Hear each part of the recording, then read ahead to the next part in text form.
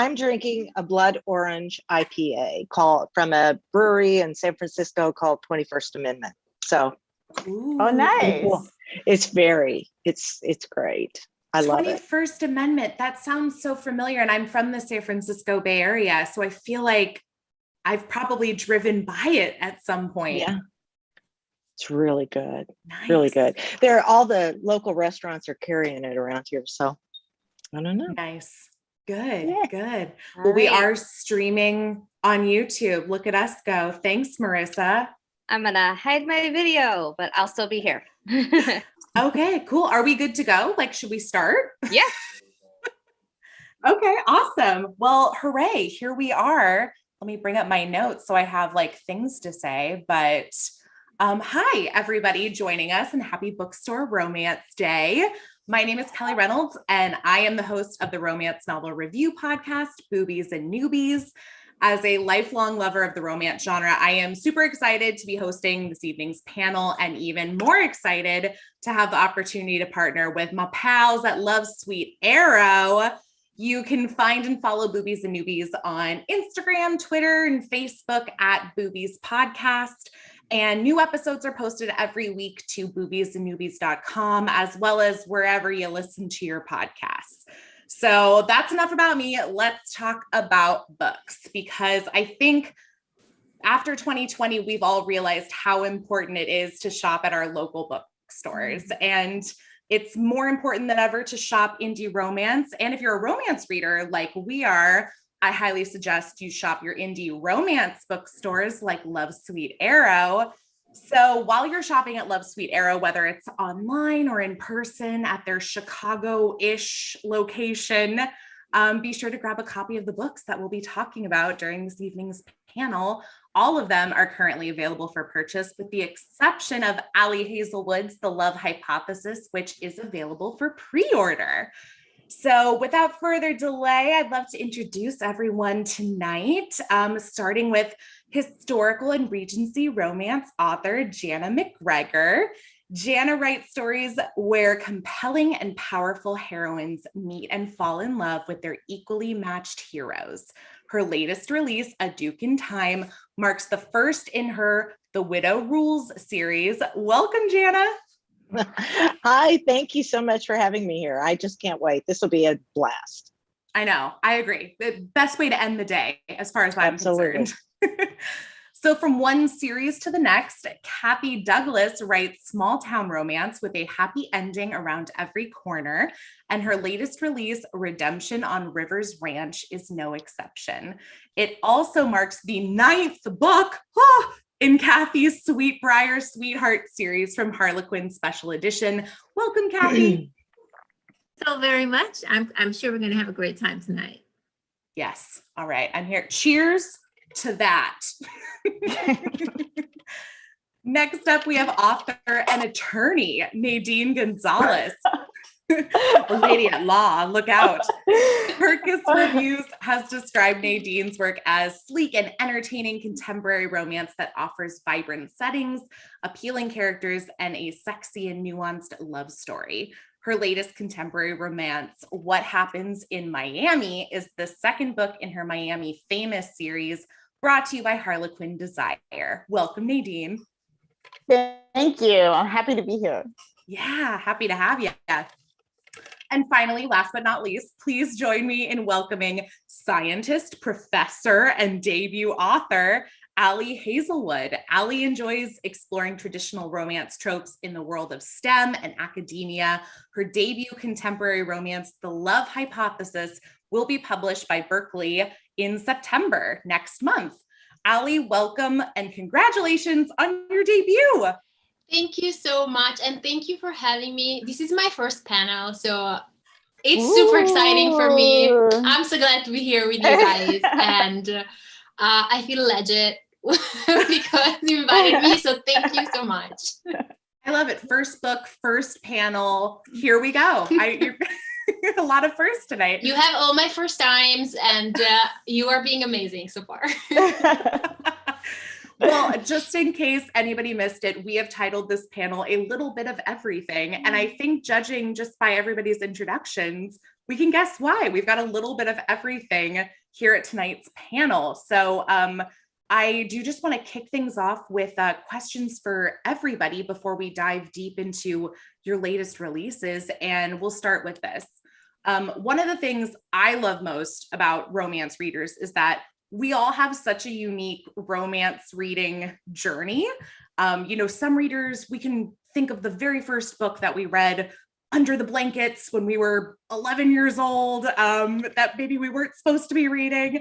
But then there's a lot of readers who begin a lot later in life, perhaps even as a sense of escape during the pandemic this past year. So my question for each of you is how and when your romance journey began as a reader, and can you remember the very first book that pulled you into this genre? So let's start with Kathy. Okay, I do remember when I started reading romance the first time, because I did have a break when I was reading horror. I was maybe like junior high-ish, almost high school age, and I had an older sister. Actually, I still have an older sister, and she had romance books that she actually let me read. She didn't tell me I couldn't read them. And the one that it may not have been the first, but one of the first I remember reading was The Wolf and the Dove by Kathleen E. Woodowitz. And then, I went to Jana and all of those. And it was fantastic. And for a long time, I did read a lot of romances. Then I kind of shifted to Stephen King and Scaring Myself. And later on came back to romance. Nice. Awesome. I'm just going to shift over to who's next in my little corner, and that's Jana. Well, I started reading romance when I was a sophomore in high school. My mother was an elementary teacher, and every Friday they would come together, all the teachers would come together, and then they would do book swaps in paper bags. And so she would bring things home. I actually have my very first book that I ever read. And it is a first edition Barbara Cartland, The Impetuous Justice. So, that is a collector's item right there. I know. And look what I did to the back of it. I wish I'd never done that. I actually inked it in, but oh well. You can tell the age of a romance novel by like what color the pages are. Like, does it have like the yellowish? Yeah, it's all yellow. It's all the yellow. Best. but she always had the best covers, I thought. I love the artist, and I forgot what the guy's name is, but he's famous for it. But oh well, that's it. Very cool. Over to Nadine. Okay, so I grew up partly in Haiti, where my parents are from. So over there, romance novels at the time that I was growing up, I can't speak for now, but they were prevalent. They were everywhere. And we're talking about Harlequin Presents that were like 2 decades old and translated into French, and then sort of like maybe donated to Goodwill, and then shipped by boat. And then it arrives here, and then people just lend it, and it's like lending libraries, and there you go. And there was plenty of Barbara Cartland too. I forgot Barbara Cartland when you read. I was like, Barbara Cartland. Yes, we read her, and it was. I really want to say that these books dated back to, oh my God, the 70s, maybe, even the 60s, because, it wasn't the latest and the whatever. You really could tell that it was of a certain time, but they were prevalent and we read them, and it was cheap and available and everywhere. So we just read it. I went to Catholic school, so it felt like really like, ooh, they kiss in page 10, so it made it even more enticing. I love it. And then Allie, how about you?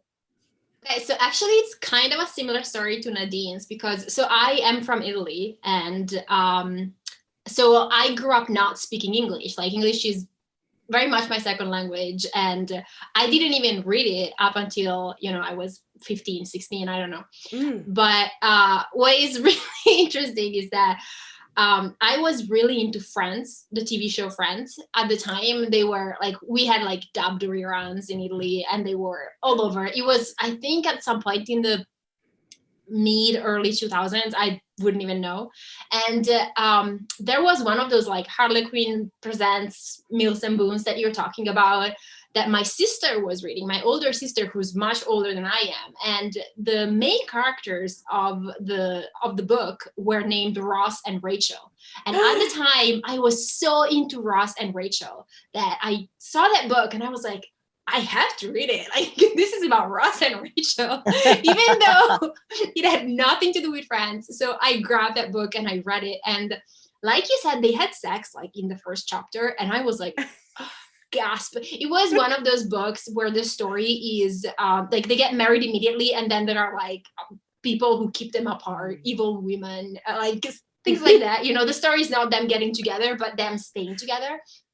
And I remember being like, I was like, this is so hot. I was mind blown, and I never looked back. Like, this is my life now. This is my life. I also wanted to say, totally random, but I don't know if you guys ever saw, there was a series of movie that was made adapting Barbara Cartland's books, and those were so good. They were. I don't think I have. Excellent. I would like to rewatch them. We should like do. Like, we should watch them all together. Yes. Live stream and chat. I'm interested. That sounds great. Also, if anybody is writing a book and naming their characters Ross and Rachel, like, I have to assume it's a Friends fan fiction at this point. I think because, like Nadine was saying, these books felt old at the time. So I think it was a book from like the 70s, translated in Italian, and then like passed on from like my grandma to my sister to my cousin back to my sister, something like that. So I don't think it was on purpose, but it was serendipitous and amazing. We'll assume it predated Friends then in that case. Well, that's great. I love that everybody's journey is different, but I'm sure everybody's reading interest has probably changed and evolved somewhat since you read that very first romance novel. So I'd love to know what you're each currently reading now. So if we were to, creep into your room and find a book on your bedside table, or what's currently at the top of your Kindle queue, what might it be? And we'll just go back and start with Kathy again. Okay, well, the book that I have now that I am reading, well, I'm not reading it, is going to be my reward for finishing my book and turning it in, is Open Your Heart by Cherise Hodges. She sent me a copy and I can't wait to read it. So that's what's up now. Nice. Jana? I just finished Morning Glory Milking Farm. And I really loved it. And I can't wait for the next sequel. This is what's on my books, on my bed nightstand. Yeah, my mother always read Harlequin Presents, and I hated them. I'm sorry, I just did because she read them.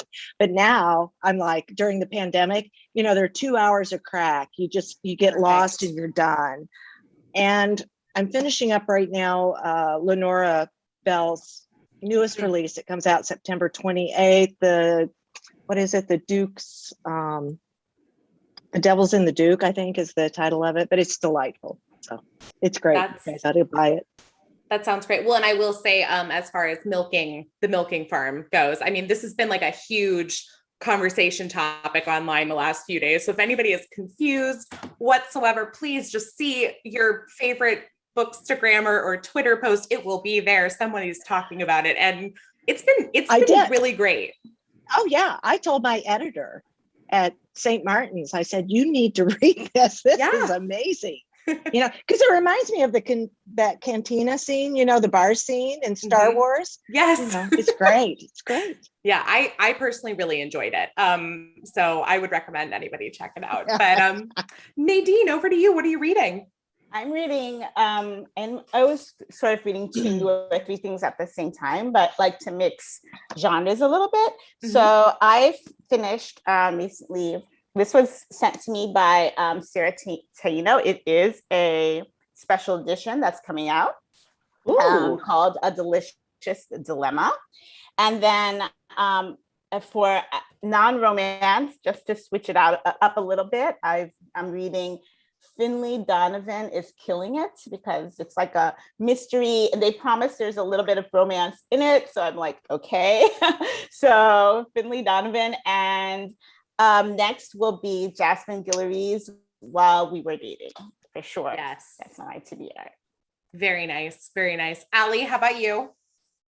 So I wish I was reading Morning Glory Milking Farm, because everyone that I have spoken to loves it so much. So that's my next one. That's it. This seals it.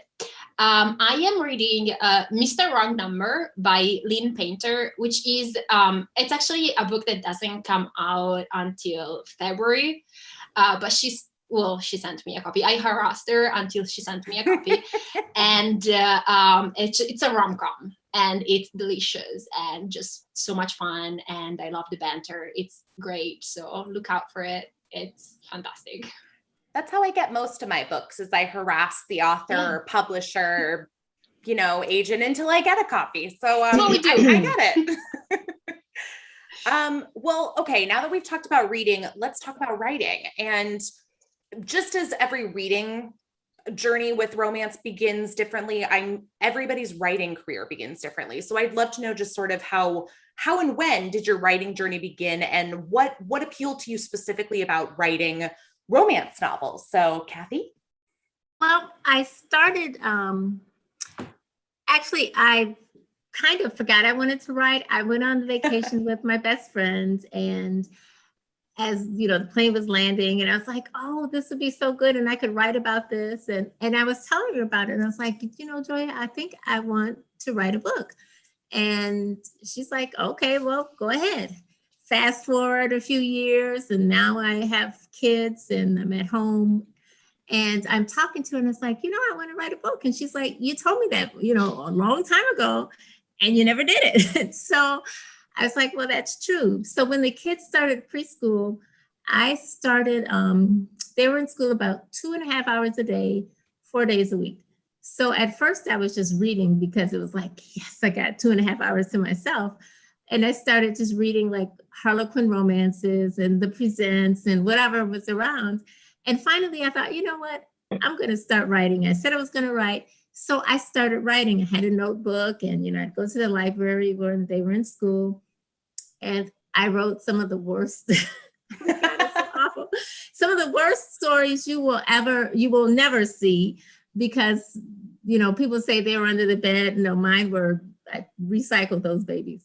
And I started submitting and, took classes.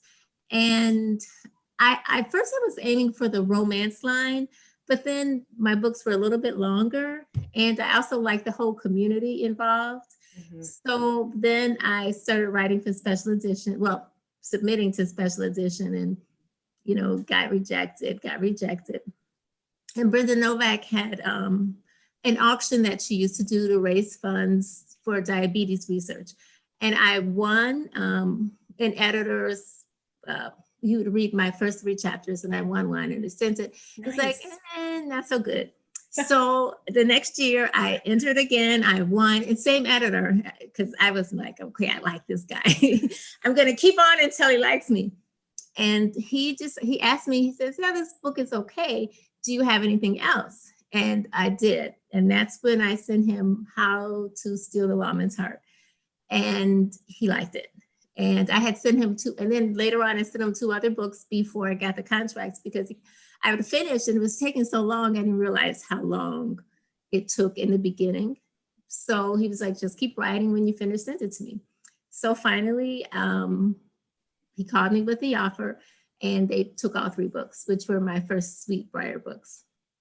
Nice. And it took a while, but I've been writing for them ever since.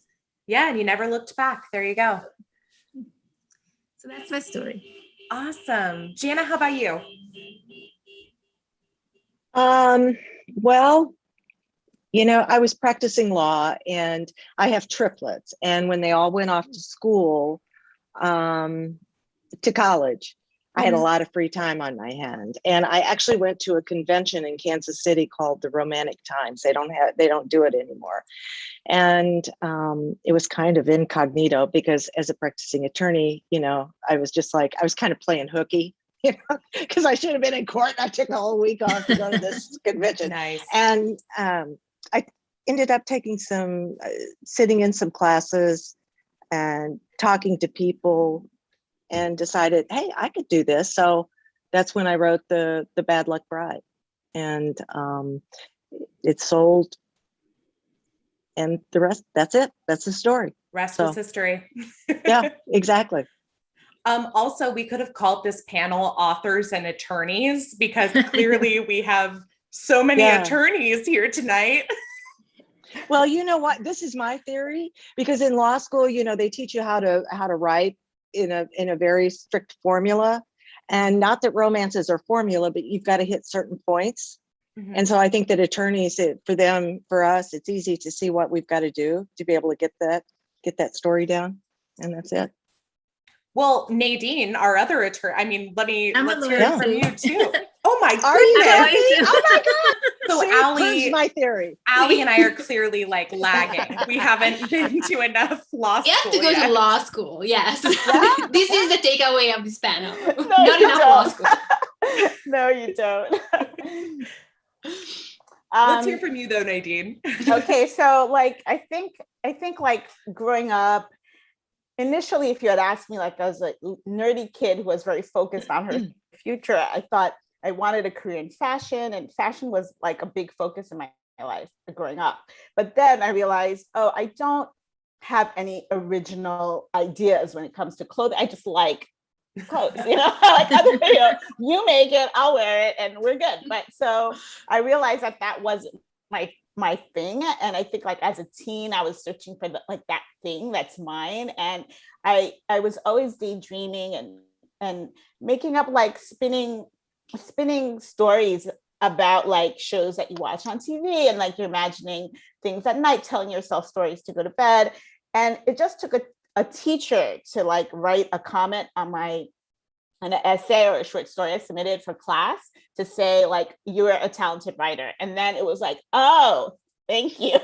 She sort of, someone had to tell it to me for me to understand, because it wasn't obvious. I just thought I was a daydreamer. I didn't think this translated into writing. So I always knew I was kind of a creative person, but writing did not take off right away. And even when I was an adult and I was making plans for my future, I was like, you know what? I'm going to go get an MFA. I want to study writing and get more creative. Or alternatively, I can go into law school and be practical. I got denied for all the MFA programs and accepted to all the law programs. And it was it was a big arrow saying, girl. Guess that's what I'm doing now. I guess this is it. And the MFA was just the thing at the time. It was hot at the time. Right now, people don't really talk about it anymore. But back in the day, it was MFAs were hot. So I thought I needed it, or I wanted it. Mm-hmm. And it didn't happen.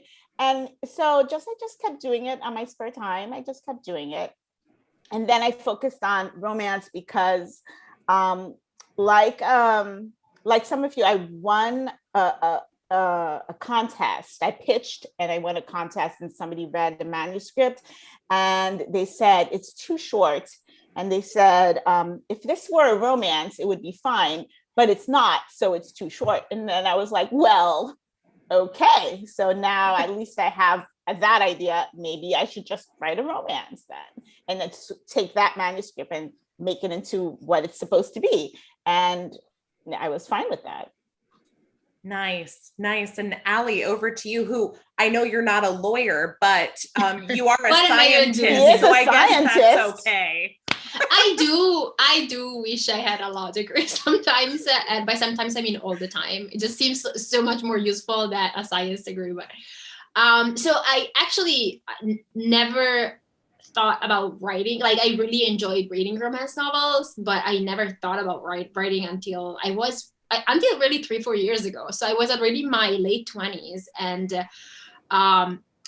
I discovered fan fiction. So it's kind of what Nadine said. I had always had this thing in me that I would watch shows and I would be like, man, I wish those characters had gotten together. And I would like tell stories to myself, but I'm like, oh, I wonder what happens after the show ends and these characters are together. And then I would have these like movies that I made for myself, like when I was bored in class or stuff like that.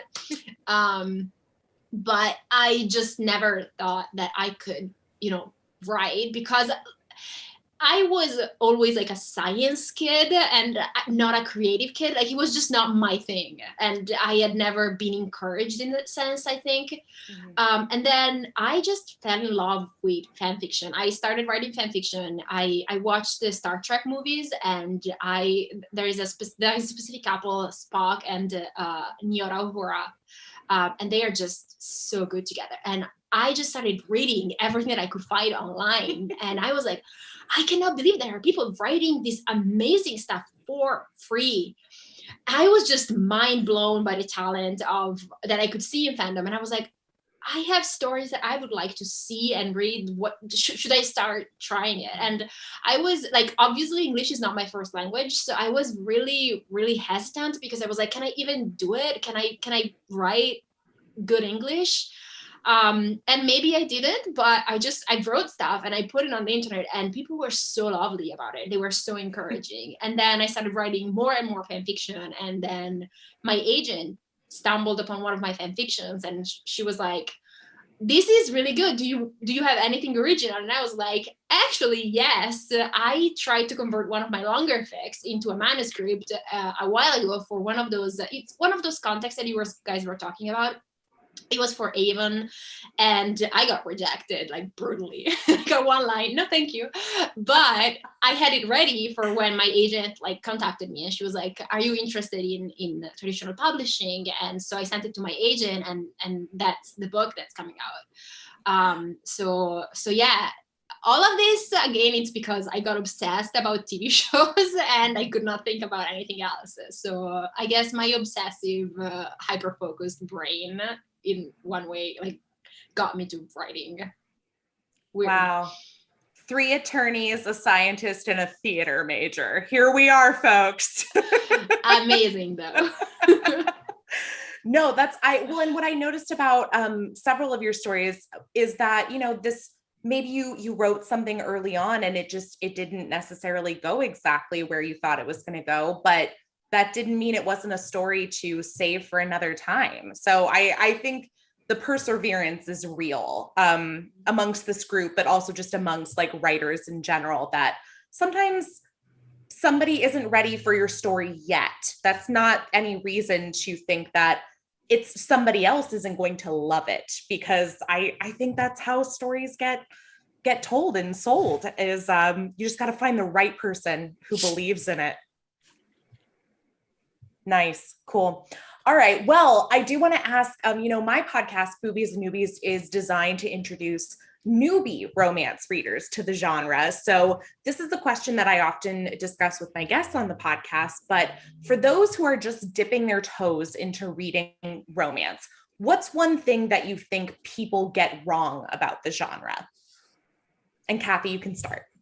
I think one of the main things I think people get wrong is not realizing that romance has evolved just like everything else. Mm-hmm. So, we have the stereotypical 1970 Fabio or whatever, and people who haven't read a romance ever have decided what romance is about by covers of the books they saw 40 years ago. Yep. So I think people miss how involved some of the stories are, how detailed, how well written, how well developed the stories are. And so I think that's what they get wrong. I think they just think someone sat around, slapped something on a piece of paper and sent it off, and they put a fancy cover on and it's sold. They don't realize how wonderful stories are. A one size fits all kind of version of romance. Like it's the same thing over and over again. Yeah. For 50 years. Yeah, exactly. I completely agree. Jana, how about you? Oh, Jana, you are on mute. I was coughing earlier, so I That's had okay. to mute it. I think that one of the things that people get wrong is that they think it's all fluff. Yeah. And I should say that they feel guilty reading something that would be so enjoyable that they should be reading a thriller or perhaps a women's fiction novel. I mean, there's a time and a place for everything, but I think the thing that romance really gets right is that we're always ahead of the curve on the political and social issues. I mean, really, Yes. truly. And I also think that romance does a marvelous job of being able to validate people's mental states and what they're thinking, and saying it's okay to be me. There is a happy ever after, whether you have a partner or not. I mean, your life is whatever you want it to be. You can change it if, like that. That's what I think happens. Yeah. Well, and honestly, Yeah. I mean, is there any better validation than finding a character in a book Yeah. that you can relate to and realize like, oh, it's not just me. Like there are other Yeah. people who are going through this or Right. feel the same way. That's one of my favorite things about it. Right. But Me too. Nadine, how about you? Okay, I think one of the misconceptions is that, and hear me out, romance is not a cult. I think people think that if they read one book, like they have to join, pledge, do all this stuff. But you could read one and go off and read Stephen King, and God bless you, it's gonna be fine. Like you don't have to join, like get a card for Romancelandia or anything. You just could pick one up and then read it and then move on to the next genre, just like you would any other genre. It's not going to tie you into this thing. And I do feel like, because, like people, like I read a thriller and then I forget it and I move on, and like maybe once a year or twice a year, I'll read a thriller. And then I just move on just for the taste of it. And if that's how you want to approach romance, do that too. But I do feel like there's this fear that if you buy one book, then you're just a romance reader and then that's it for you. Like you can't go back, you can't read anything else. You'll lose all your friends or whatever. Human sacrifices must be made. Yes, you can't just be casual about it. Like you can be casual. You don't have to take it to the extreme.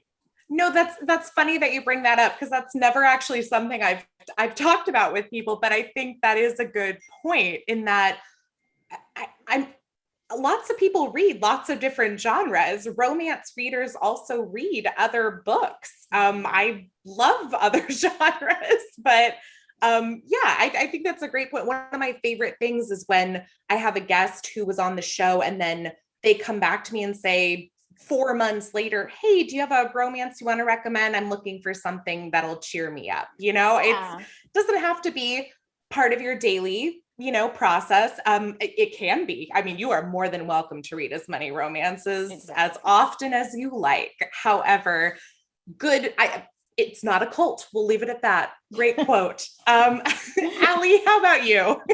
I just think that we should have this as a blurb for Romancelandia. It's not a cult. That should be, we should really make pins or t-shirts. Yeah. Marissa's here. She can maybe put this on the Love Sweet Arrow website. Tote bag. It's not a cult. It's okay. It's fine. You're good. Yeah, so I actually, my thing is very similar to what Kathy was saying, but I think it ties in with what everyone was saying. I think when I talk with people about romance, I feel like a lot of people believe that it's the same story with the same character, and everything that's going to happen is that you're going to have one person finding love. And, it's true. It's the focus. There is going to be a love story, but, you're going to have characters that come from all sorts of different backgrounds. You're going to have tonally romances can be so different. You can have a rom-com, you can have a sweet romance, you can have something incredibly angsty, you can have Morning Glory, Milking Farm.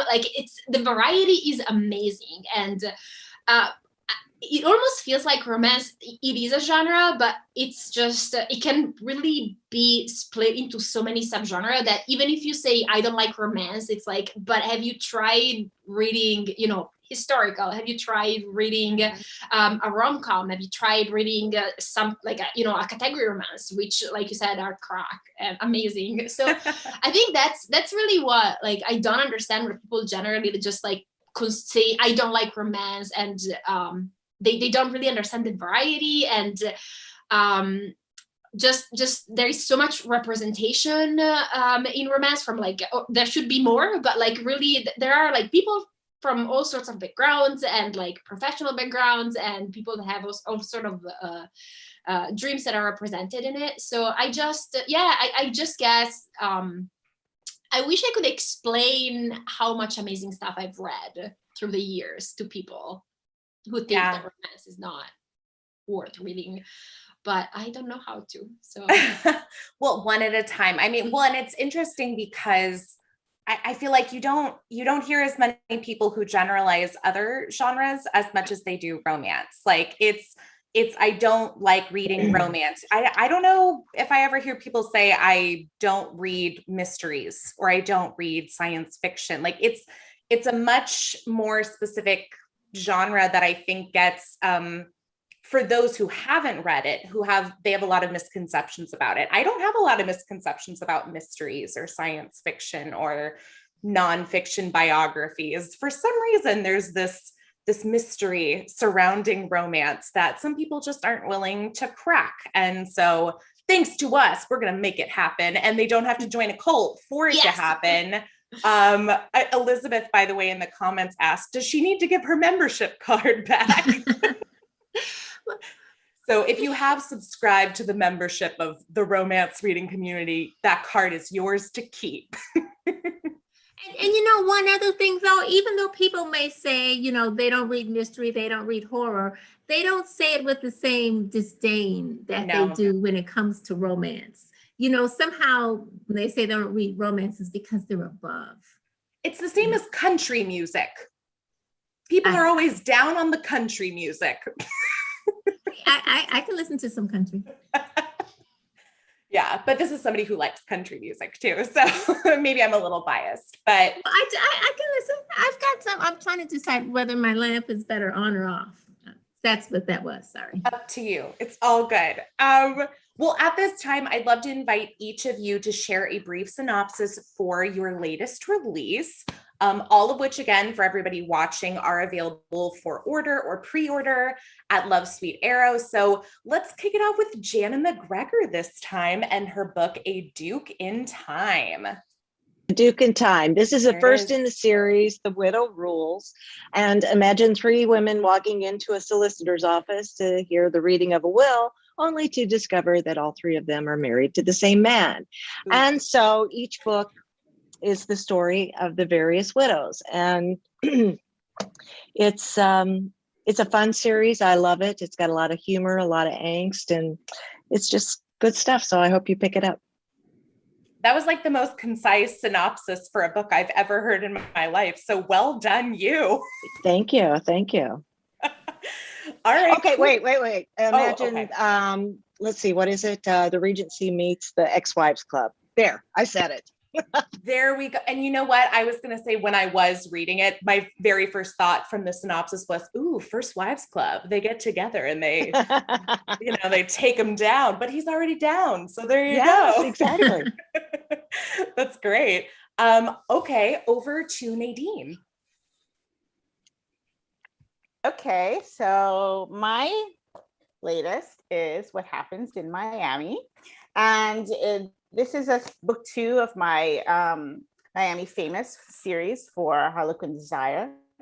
In this book, I wanted to set a story in, like with these books, I sort of pick one of the big ticket events that happened in Miami and sort of set the story there. So this one is Art Basel, which is like every December, pre-pandemic, people would come, artists, the international crowd, celebrities would come and party and have art shows and interact with locals. So we have the heroine, who is a struggling artist trying to make her way. And the hero is a famous actor who's also an art collector, the grandson of an artist as well, who really appreciates art. And they get to meet and intersect. They're also sort of first generation American, and they talk about like he's from Cuba and she's from Haiti, and like the legacy of just like they just want to be American. They want to be American, and they want to explore their creativity their way. But you know, they have their parents and their expectations and stuff, or you know, whether they do or don't, and they discuss that a little bit.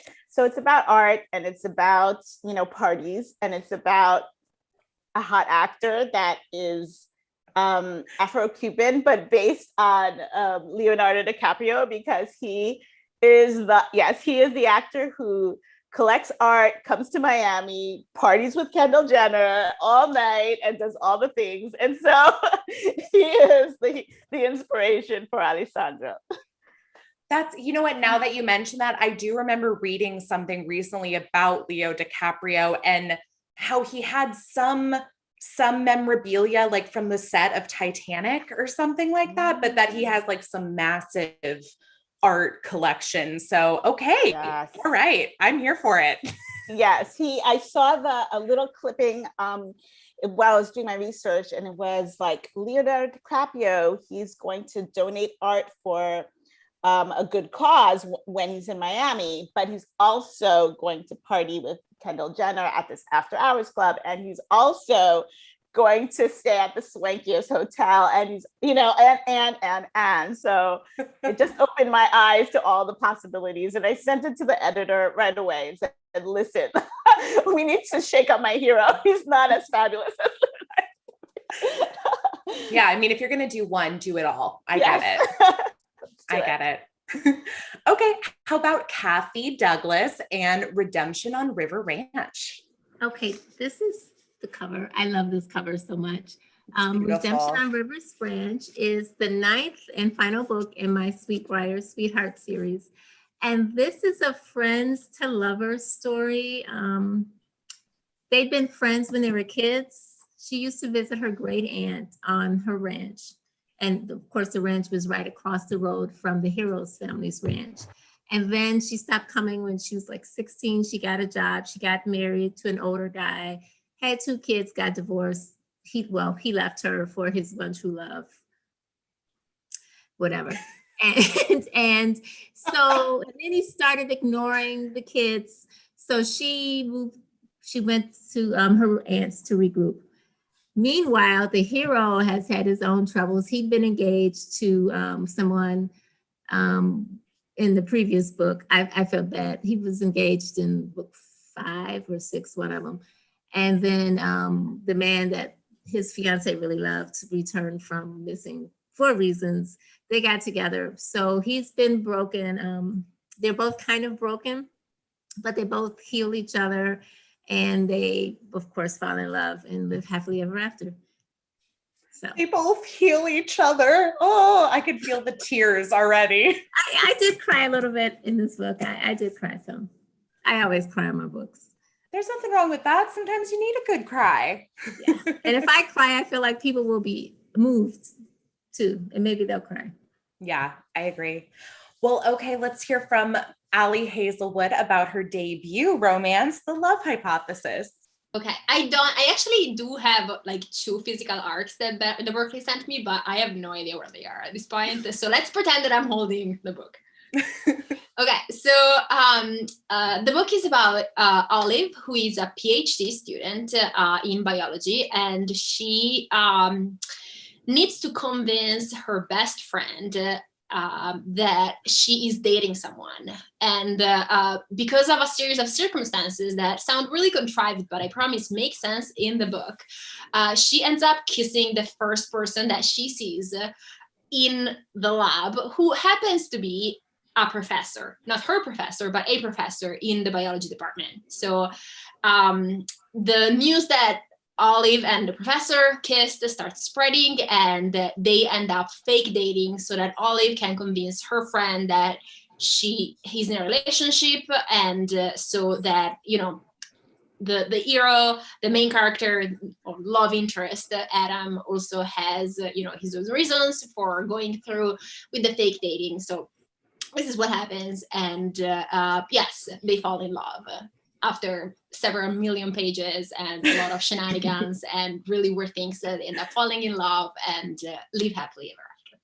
Well, fake dating is like my catnip. So I love it too. I love it so much.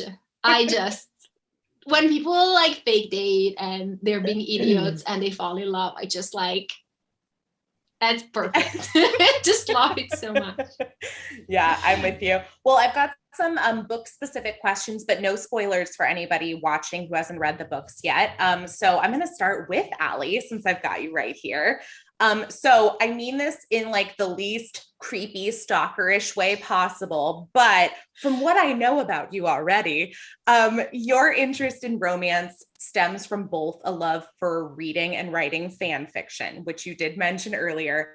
So I'm wondering how somebody goes from writing Star Wars and Pride and Prejudice and Star Trek fanfic to developing a contemporary fake dating story between scientists, because these seem like very different worlds.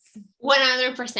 So in fan fiction, there is this thing that is called AU. It means alternate universe. Mm-hmm. So what you do is you take the characters of, a copyrighted property that you really, really love, and then you kind of transport them into a different universe. So in this case, I took two characters from Star Wars that I really, really loved. And I was like, what if she was a PhD student instead of a Jedi? And he was a professor instead of the supreme leader of the First Order.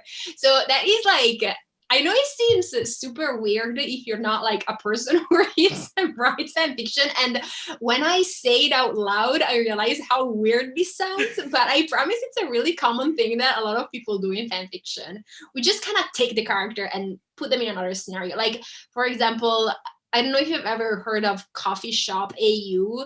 That is when that's super common in fandom. That's basically like you take, I don't know, Black Widow and Hawkeye from the Marvel universe, and you pretend that they are both like owners of a coffee shop, or one is the owner of a coffee shop and the other is the client that comes every day, and then they like fall in love. I swear to God, it's a thing that is super common in fan fiction. Or like, I don't know. Yeah, there are a ton. I'm not gonna like list all of them.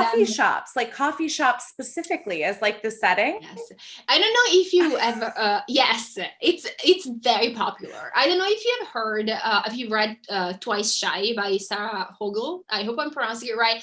That is, she talks about this. She talks about like her characters have. I love Sarah Hogel's writing. I love both her books, but her character like has these like AU in her head. Like me, basically. So that is how I ended up writing this. So the characters were taken from Star Wars, and that's how it was fan fiction, but it was a different setting. When I say these things out loud, I'm like, is this really what I'm doing with my life? It's wonderful. It's weird and wonderful. It's fantastic. You said Star Wars. So is it like, for me, my go-to thought about it being Star Wars characters would be Kylo Ren and Rey. Bingo, that is exactly. And a lot of people, yes, I mean, but there is a lot of like Star Wars fan fiction. I'm a Star Wars multi-shipper. Like I like Rey and Kylo Ren, but I also like, like Finn and Rey, or like Finn and Poe Dameron. Like there is so much like Rose and Finn. Like I like them all. Rey and Kylo are my favorite, but I am an equal opportunity shipper. So that's so cool. Well, and so since I feel the opportunity that, I have to ask, because you kind of got your start with some Pride and Prejudice fanfic as well. This is like a sidebar question for all of you, including everybody watching. But I just want to see a show of hands for which version of Pride and Prejudice you prefer. And that is between the 1995 Colin Firth miniseries or the 2005 Matthew McFadden film, because I feel like those are the two canon versions of Pride and Prejudice. So all in favor for Colin Firth? All in favor for Matthew McFadden? all who don't care. Wait. Haven't seen I either got one it. of them. What? That picture. Whoa. Both so good though. Okay, the picture I'm wins. at it. I'm Yeah, at all it. in favor for Jana's framed photo. That would be me. Well, hey, it's signed. Oh, by gosh. Colin Firth. That's amazing. Is there a story behind having a signed photo of Colin Firth? Well, I mean, it's not that sexy or glamorous, but there's an adult literacy event that's held every year in Dallas, Richardson, Texas, called Buns and Roses. And I've been there for the last couple of years. And Meg Tilly, actually, who's an author, a romance author, and also Right. Academy, nominated actress, is friends with Colin. And she asked if he would donate these. And so I got him. Amazing.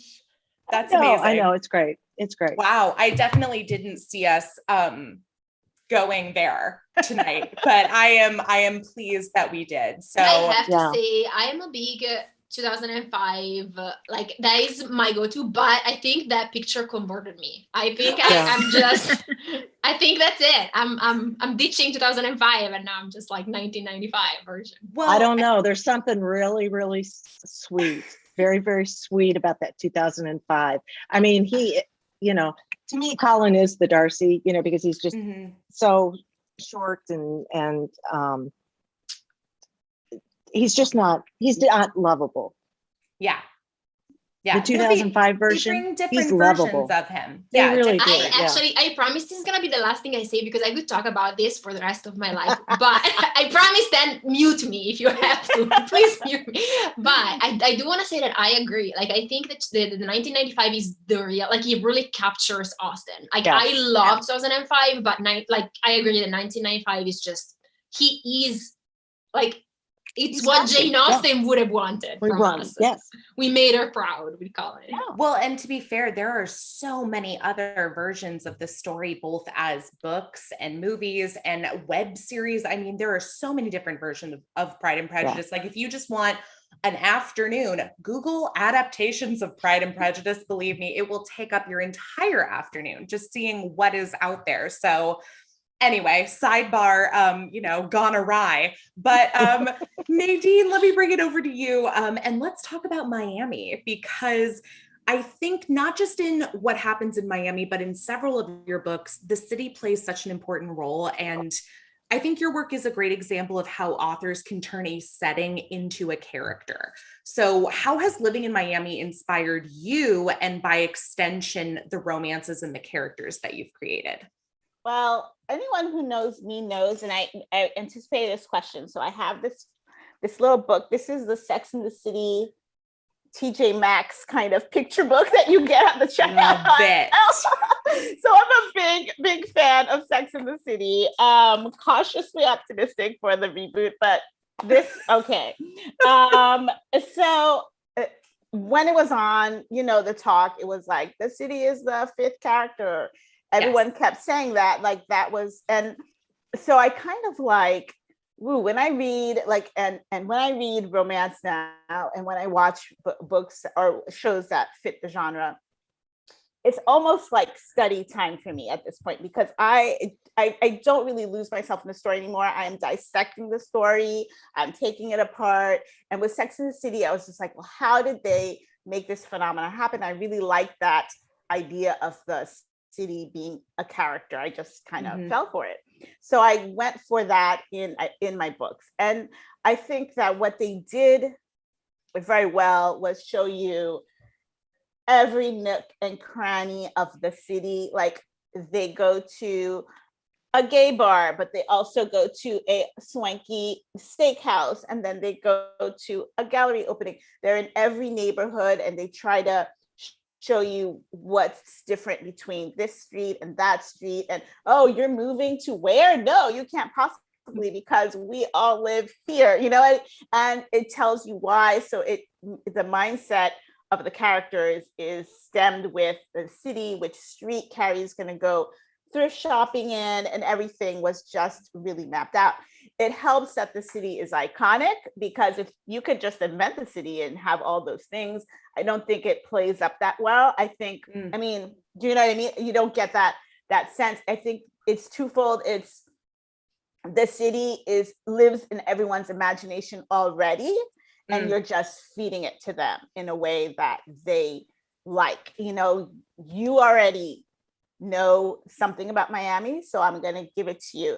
You know, there's a beach, you know, there's a South Beach, you know, there's a this, that, and I'm just going to keep handing it to you. So that if there are writers out there who want to do that setting come alive, I think it helps if it's like a real city, because people will be like, oh my God, I felt like I was in San Francisco. It had the food, it had the street, it was chilly, that, you know, but really they're adding to it because the city already lives in their imagination.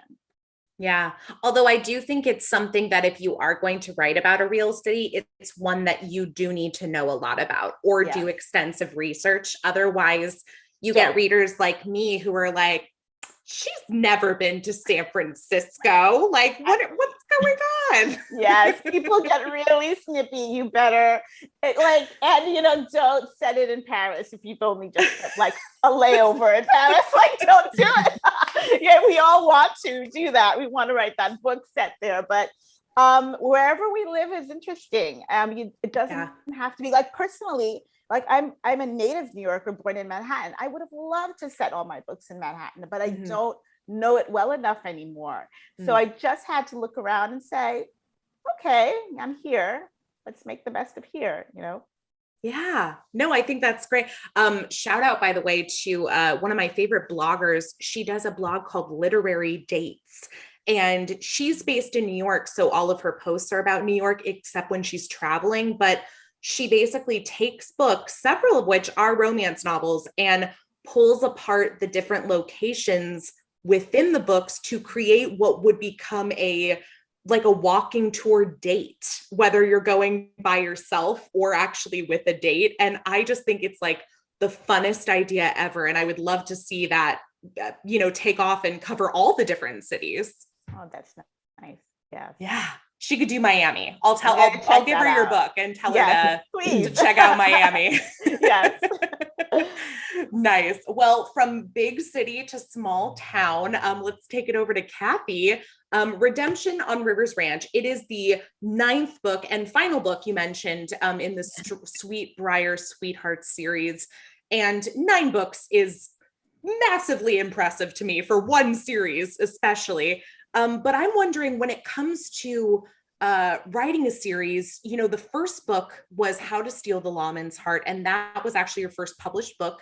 My question is, you sold that book to Harlequin 4 years ago. Did you have any idea that it would turn into a 9-book series at the time, or was this just a see where the characters take you? It was a see where the characters take me. Truthfully, I didn't know if I had 9 books in me. And because, you know, it's like every time you write a book or when you're in the middle of writing, you go, do I know how to do this? You know, am I going to finish? Why is it so hard? Was it this hard before? You know, what if I can't figure it out? So 9 was not even something I was even contemplating. I had those 3 books done. I was like, well, at least I've written 3 books. And then, you know, they were like, hey, how about 3 more? And I was like, okay. And so then it's so funny because the character in my 4th book, Charlotte, I really hated her in the first book. But then somehow or another, she ended up with a story. And I was like, you know, she's not so bad. I had to figure out what the good in her was. And, you know, then it was like different characters would say, hey, how about me? I think I want a story. Why aren't you writing my story? Here I am. And so I started, more characters spoke to me, always out of order, you know, and writing one book and then someone else comes with their story and I'm like, not ready for you yet. But then the next thing I knew it was going to wrap up with this one. And I think it was my 5th book was when Raven, the engaged person, broke up with Carson. And I felt so bad about it because he was such a good guy. and I really wanted him to get a story. But then I wrote like 4 other books before his. I guess I didn't feel that bad. But when I finally knew this was it, I was like, okay, he's going to get a story. And I felt good about giving it to him. And now I'm like, okay, I can leave the town knowing that I gave everybody, or at least as many people as I could, a happy ending. I love that. I love that sometimes characters get a little too noisy on the sidelines. Like, my turn. No, not yet. And that's what happens a lot. Oh, that's great. Well, but you got to it eventually, and here you are at the end of the series. So that's exciting. Yeah, I'm you know what? And when I look back at it, I am pleased with the characters that I introduced. And I really did fall in love with that town. I wish it was a real place because I love to visit there and meet the people and, you know, just walk around, but yeah, not real. So not yet. Not yet. Well, I'd love to take it over to our historical writer this evening, Jana Mcgregor. So in A Duke in Time, the hero and heroine create a charity to aid homeless, displaced, or misplaced soldiers returning from the war. Now, obviously, this is an issue that stretches well beyond the 1800s. So my question is, in what ways do you think fiction, and more specifically the romance genre, can open up discussion about heavier topics and issues? Well, before I answer that, I want to say with Kathy, I feel the same way about her. Every time I start a book, it's like I can't even write. I don't even know why. What am I doing here? I am such a faker. But getting back to this, history is supposed to teach us particular lessons, and it seems like we never really learn, right? And I think if you look at my first series, The Caversham Heiresses, that was 6 books, and there was a recurring theme, and it's something very near and dear to my heart because I was a young woman in this particular age, and it's women's rights. And if you look at what happened back then, I think that it was, women, whenever a woman married, she became one with her husband, which meant she gave up all legal rights. Her husband could, he could make her contracts. If she was rich or had any type of money, it came to him unless there were trusts written, et cetera. So, I mean, it's really kind of in many ways, it's the same thing today, because if you look at what happened in the pandemic, who did it hurt? It hurt the women more than it did anybody else, particularly working women with children. And it's just so tough. But I think that what romance does with that, and as it relates to the charity with war veterans coming home and not having the support that they need, I think with romance, we recognize these issues. And if we're true to the story, their problems aren't worked out, but we give them a way through love to be able to at least maybe modify their life or find a different path that would give them, a more fulfilling life than what they've got now. And so I think that's what it does. And in A Duke in Time, this woman is living kind of an imposter syndrome herself, because even though she's a very successful woman, she's got a criminal background. And so it's how do you balance both of that and continue on with doing all the creative things, all the wonderful things that you can. So I mean, it's always constantly a balancing act. So that's what I think happens with those stories. And the idea for this charity came from some work that my son did. He was working for the Health and Human Services when he graduated from college. And they did he was in DC, and they had to set up these census, and they would go to all the homeless populations in the major metropolitan areas like San Francisco, Kansas City, New York, Birmingham, all over.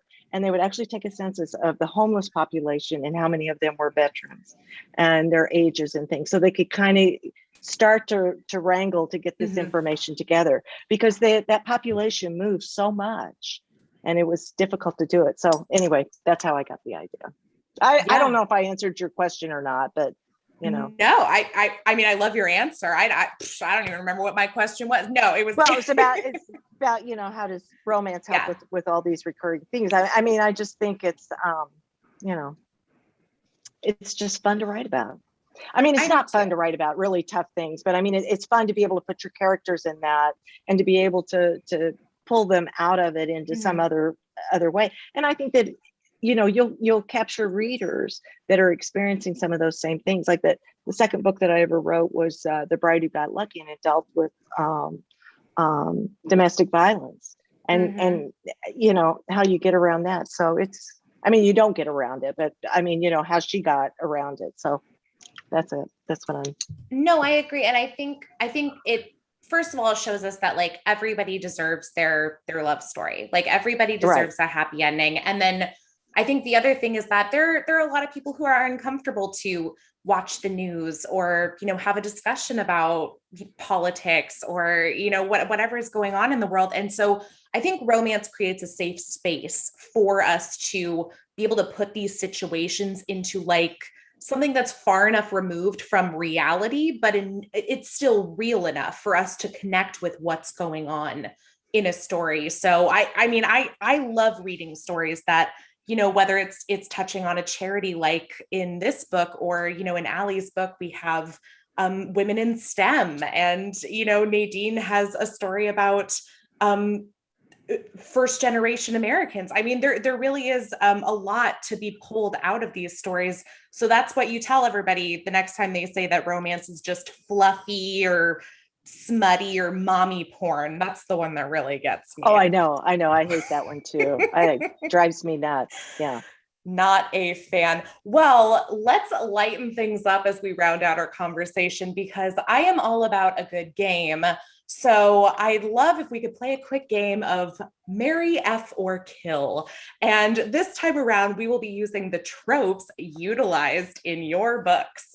So several of your books incorporate multiple tropes, but for the purposes of this game, I have only selected one trope per book. And seeing as we have 4 books, 4 tropes, we will be playing this as marry, F, kill, or friend. You know, everybody's got to have a turn, right? And just to be clear, we are not marry, effing, killing, or friending the books themselves, merely the tropes. So the tropes I have selected are one night stand from What Happens in Miami, fake dating from The Love Hypothesis, childhood friends to lovers from Redemption on Rivers Ranch, and this is a variation of brother's best friend that I am calling Dead Husband's Brother from A Duke in Time. I could not think of a less morbid way to do that one. So we're going with Dead Husband's Brother.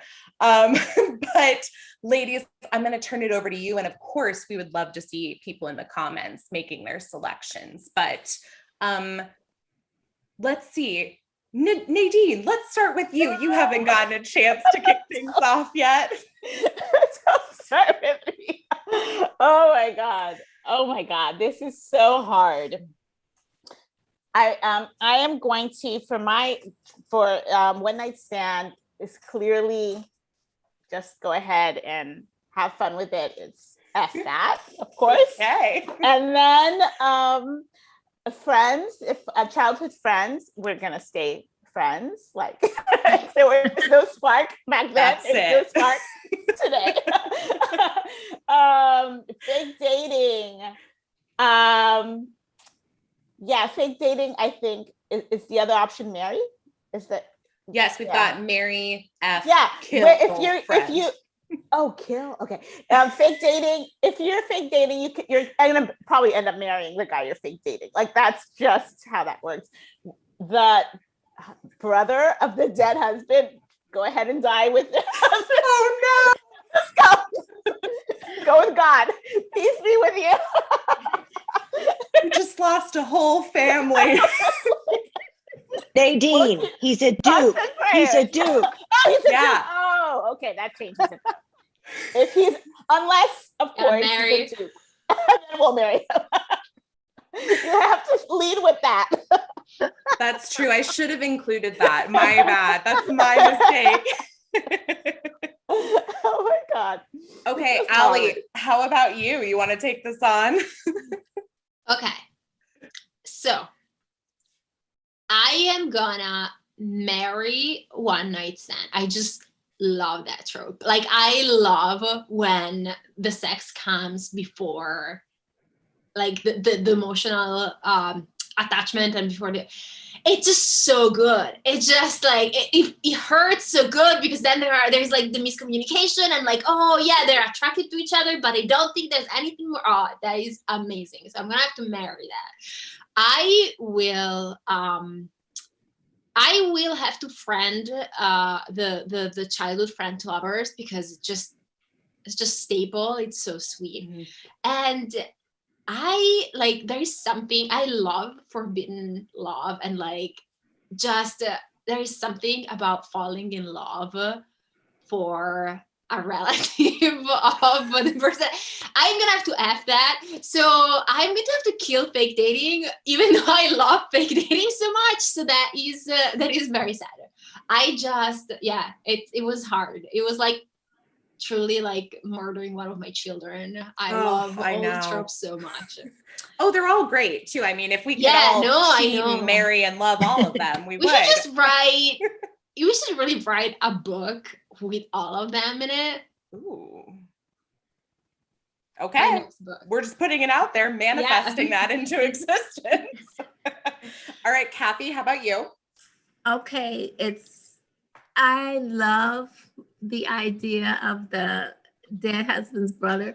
It's so much angst. I can't remember how to get it, but I love angst, and I can just see that would be just, oh, that's it for me. That's like, so I'm gonna marry that one. I'm gonna kill off friends to lovers. I know I'm killing my own baby, but if something's gotta go, that would be it. So I'm married and I have a friend. I'm married and I killed. So I have to friend somebody, and I am going to friend fake dating because I love fake dating. So we can be friends. And then that means I have to F one night stand, which is cool because I like Allie was saying, I love when things go contrary to what we've been taught how a relationship is supposed to go, because really it can go any way you want it to go.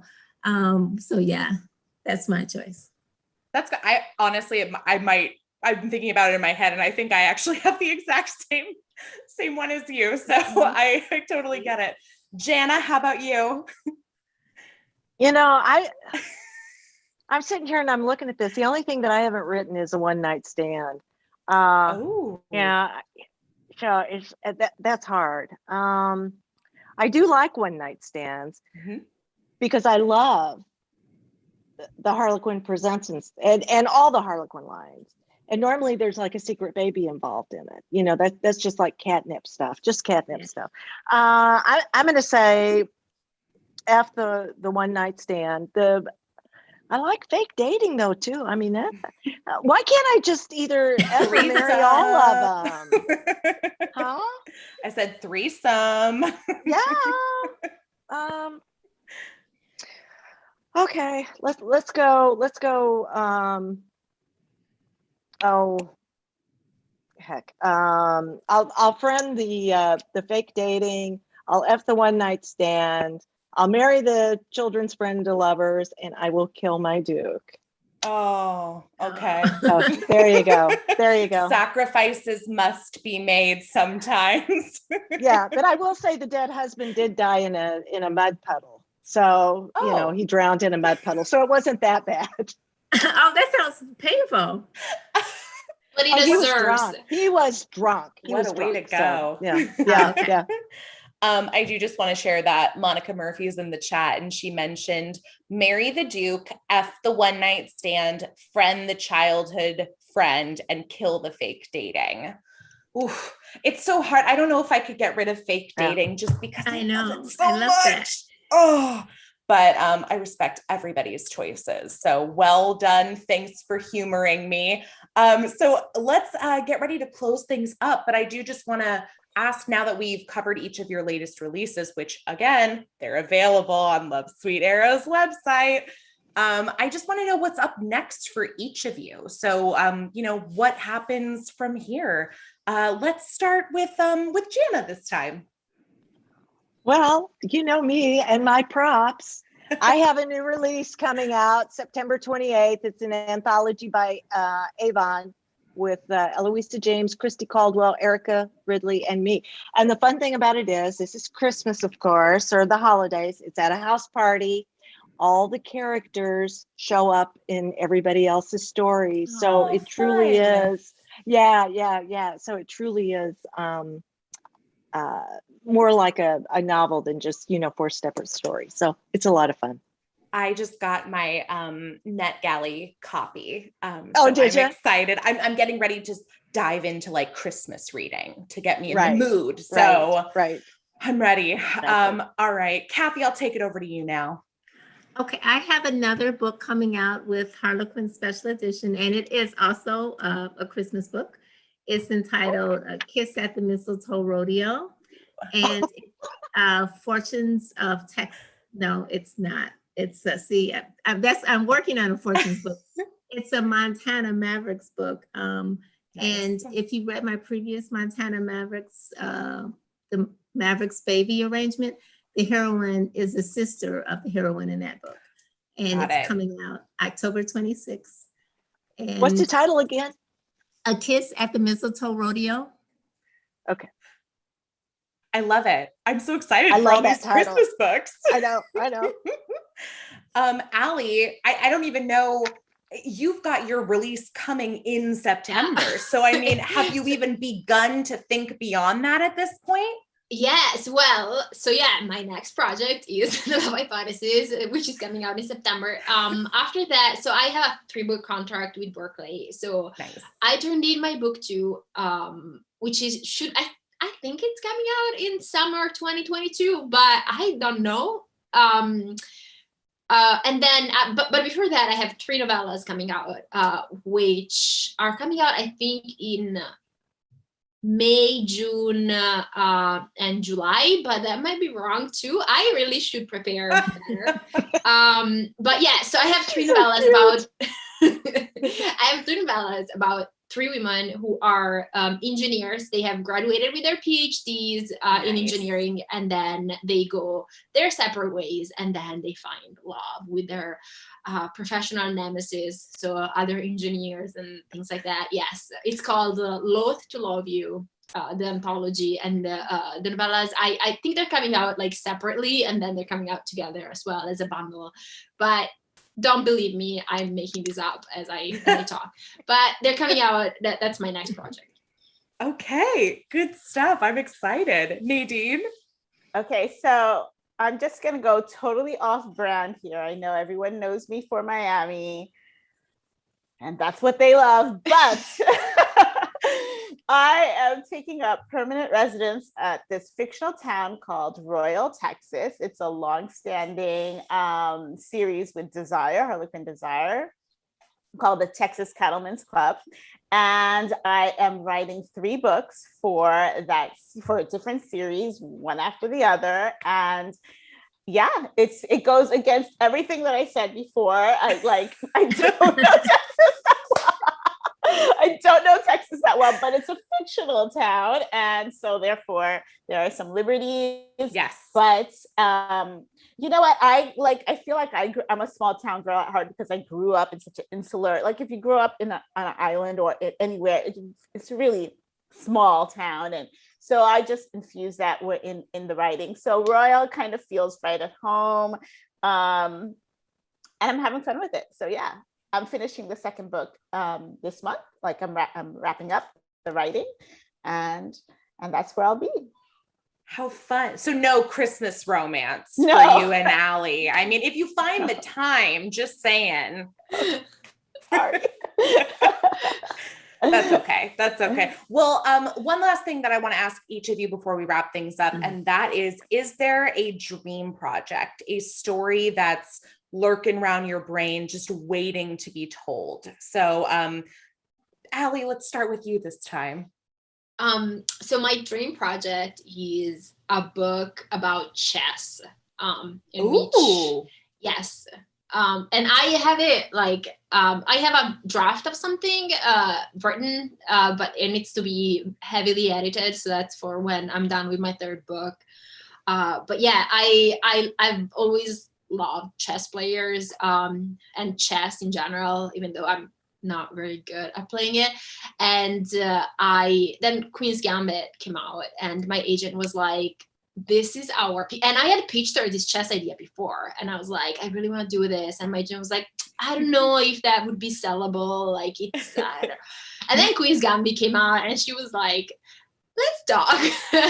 And so now it's sellable, and I just really want to finish that book and edit it, and like try to see if someone wants to publish it, because I just always liked the idea of like kind of enemies, chess players falling in love, and like over the chessboard, the tension, the competition, and the love. I like and it the too. attraction. I do too. It's so funny how something like you. Queen's Gambit like made chess like very cool again. Apparently, a ton of people are now during the pandemic we're trying to learn, and I think that's why my agent was like, "This is our window of opportunity." It's like start writing. So that was great. Cool. I love it. Nadine, how about you? Well, just to piggyback on the manuscript that I'm finishing now, I so love Queen's Gambit. I just threw in some chess in there. None of the characters are great, but they're like playing chess for no reason. Like, it's so sexy. So sexy. Yes. So much. I don't know what the plays are. I just sort of read the book again and was like, okay, she's going to sacrifice the pawn. We love this. They'll call me out, but I loved it so much. But I would never. I'm like you. I'm like, I guess they do a Sicilian defense. Oh my God. But I love politics. Like, I want to write a book where the characters are maybe political advisors, just, in the muck of it, it gets dirty. I love politics. There's drama, there's intrigue, but when I do talk to, agents or whatever, they're like, people don't want to be upset right now. Politics it's just everywhere, and they want to get away from it. So I've never had the green light, but if I do, not like a reaching across the aisle kind of thing. I know like nobody wants that, nobody loves it, but just like people who are in politics and that's their life, and it gets dirty and it gets their mudslinging and all of the stuff. I love it. Like, I think it's great. Yeah, that's cool. Yeah, I think I think it can be done. I think it's just, we've seen so many like unsuccessful like attempts with it that it is a delicate thing, but I would love to read more romance set in the world of politics. It's one of the things I really liked about Red, White, and Royal Blue was just sort of like having the son of the president and seeing like that inside look of what that looked like. So I'm here for it. There was like real politics in that. Like, I thought like, oh, it was just going to be, the president, the prince, but then it's like Mitch McConnell is name checked and Maxine Waters is named. I'm like, oh, there's politics in this. I was so happy. There's policy discussion. Yes. Like, ooh, yeah, policy. Nothing hotter. I know. Someday you'll get that. You will get that book. Jana, how about you? Well, all my projects are dream projects. And so my latest one is with my agent. So I really can't talk about it right now. The only other thing I can tell you is that I've had a lot of people ask for the patriarch and matriarch of the Caversham heiresses series. And so I'm actually going to write that and publish it myself. And there's a Caversham club that's starting up. It's a book reading club that's starting up through Instagram, and it's going to start in September. So everybody that joins that is going to get a copy of the story of those two. So, it's really kind of hard though, because I've dropped little hints about them in 6 books. And so now I have to go back And I have to gather up write all the that crap hints. down and make certain that I've got it, because I swear there will be some eager beaver reader out there that will go, you said that portrait of Sebastian he was naked from the waist up, completely. And so it's like, okay, all right, I got to do it.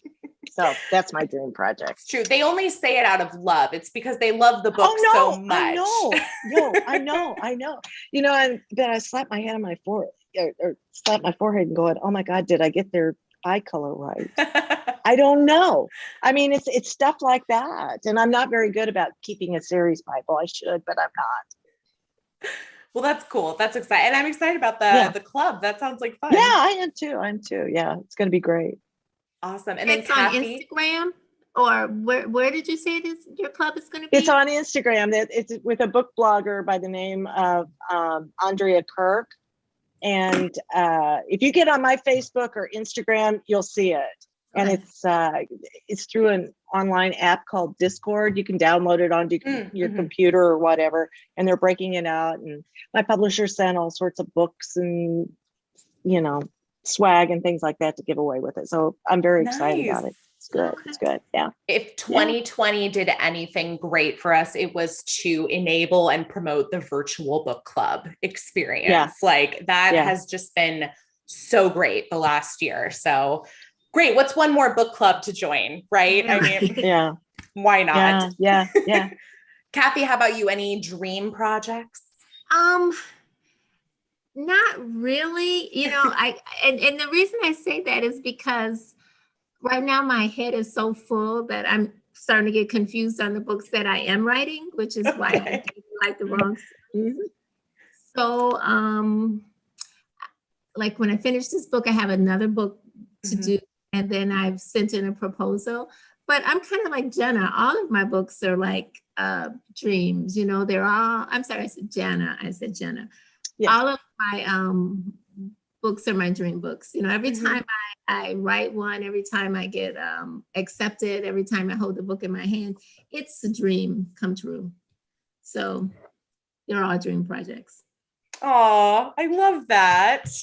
So sweet. I have like thoughts of like the animated birds or something, and like Cinderella, like like it's my dream project. Very like cartoon princess like, but I love it. So it's like, okay, I finally got the synopsis right, because you send it and you're like, no, this it's not quite right, and so you tear it apart and you send it. So the dream is having them say yes. You got it. That's perfect. Well, thank you to everyone who joined us tonight. We want to thank Love Sweet Arrow for hosting this discussion for Bookstore Romance Day.